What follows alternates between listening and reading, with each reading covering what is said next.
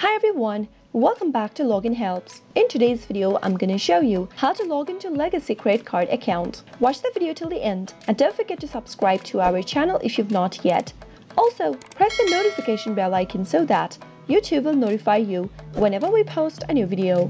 Open up a web browser and in the search box at the top type in Legacy credit card login and press enter. In the search results that appears on the next page, click on this First National Bank link at the top and you'll end up in this home page for First National Credit Card. In the home page of First National Credit Card, you'll be able to see that this website works for both Legacy and the First National Bank credit cards. So go ahead and click on this account login button in order to access your account information. And on the next page, go ahead and enter your credentials, that is your username in the first text box.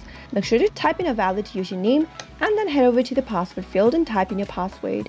You can double check your password by clicking on this little eye icon shown at the right corner of the password box. In case you don't remember your username or your password, you can click on this forgot username/password link and follow the instructions in order to look for your username or to reset to a new password. If you've not enrolled into your credit card account yet, click on this register new user button and follow the instructions. Finally, after entering your credentials correct and you're ready to log in, click on the login button and you'll be logged into your Legacy credit card account.